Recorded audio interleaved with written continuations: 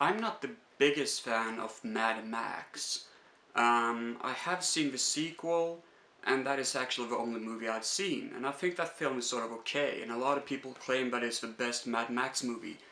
But I had to see the fourth film because there was something about it that made me think, you know, it looks actually pretty cool, and I heard a lot of good stuff about it, so I may as well give it a check out. I was a tiny bit suspicious what I was gonna see, and I didn't really know what was gonna happen. But one word can sum up the film. Batshit crazy. It is totally bonkers and I love it. The whole movie is like one big major car action sequence. And that is what I like about it, because I have a weak spot for post-apocalyptic road movies, similar to Neon City starring Michael Ironside. There is something cool about it. We get to see more of the environment, more what's going on, and what this radioactive place actually look like. And also you can get a lot of interesting stuff and a lot of interesting imaginations what kind of enemies you will encounter and what kind of situations you will encounter. It's a journey from A to B, and on the road a lot of stuff can happen. And that is what I like about the film. It was really straightforward in doing that kind of delivery, and as well you can deliver a lot of nice and interesting characters during this kind of presentation. Max is totally crazy this time around. He wasn't that crazy in the previous films, but this time he is insane.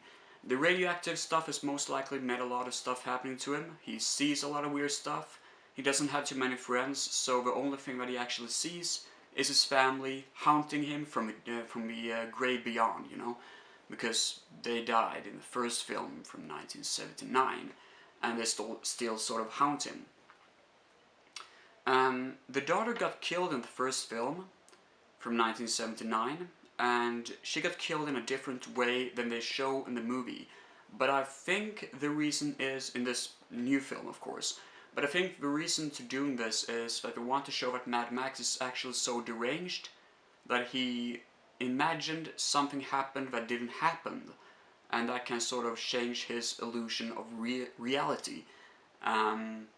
And that makes him even more interesting as a character, I think, that actually he's delusional in this world that is very delusional and hard to survive in, and that makes him an even more interesting character.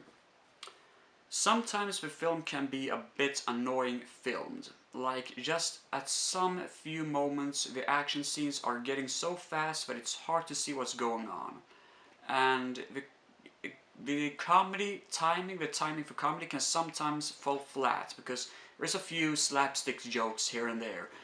And I just sort of felt, you know, it could have been better if you sort of showed what actually happened, but they didn't do that.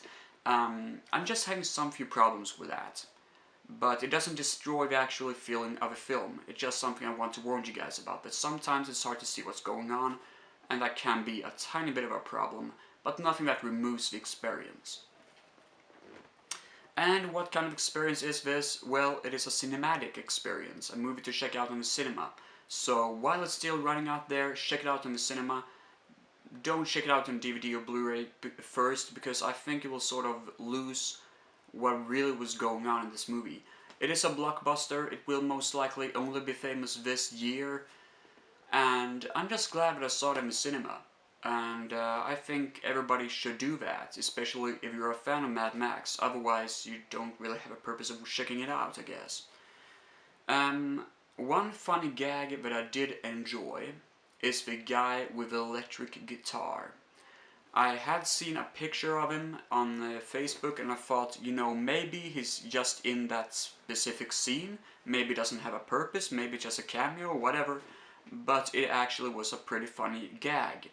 The thing is that the guy is standing on this giant stage, on wheels, driving fast like hell. We can't see the driver of his giant thing. He stands there with an electric guitar playing heavy metal, while flames is pouring out of a goddamn, what do you call it, guitar.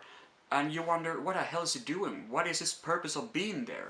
Apparently nothing, but he's there, and it's hilarious as hell that they actually included someone who's totally pointless, but funny as hell, and also gave him plenty of scenes. Even though he doesn't say a word, he's still a very funny character. Tom Hardy must have been inspired by Mel Gibson while playing this role. You can see that because Mel Gibson today is erratic, he's shaking his head a lot of times, he has tics and stuff, and that is stuff that Tom Hardy used as his character of Mad Max. Great work, it's actually really cool, and it's not very subtle either, so I had no problem seeing that right away. And I like that, it was really good. Tom Hardy really took the character of Mad Max and cranked him up even more, and made him even more interesting than it was than Mel Gibson played him. Maybe because we understand the past of what Mel Gibson actually is, and he sort of used that as a material for the film. That was a good work. What I also like about the picture is, I'm not sure if I mentioned this, but Mad Max isn't the main character of the film. There is a female character called Furiosa who stands for the mission of the film. She stands for the plot, she stands for what is happening, she stands for the feelings and emotions and her ambition. And Mad Max stands for being a hero of the picture. So Max is a secondary character and Furiosa is a main character. That is a fantastic thing. I absolutely adore it because I'm getting kind of sick of all these main characters always being the witty, funny guy, always having to steal the show. Sort of like what Chris Pratt did in Guardians of the Galaxy. Like, we get it, he's supposed to be funny, and for that reason he must also be the main character, because people can laugh with him. I don't know, I have some problems with that. Overall, I'm glad that Mad Max Fury Road got such a big reputation, because in today's world filled with a lot of sequels and a lot of Marvel superhero films coming out, it feels good to have something refreshing. And Mad Max is refreshing due to the fact that the original films is from the 80s and the 90s, and a lot of people seeing this new movie come from the modern day time. So they haven't really seen the previous films and have nothing to relate to. And therefore the Mad Max can still live with this new generation as well as capturing up the older ones and sort of making something new out of it. Instead of making like Die Hard where they just please one side of the audience without pleasing the other. You can also make a really good mixture of what can be good now as well as what was good in the past. And I love that. It is sort of revolutionary in a way to check that out. I give this movie a strong 3 out of 5 stars. Nearly a 4 out of 5 star rating, but it lands on a very strong 3 out of 5 stars.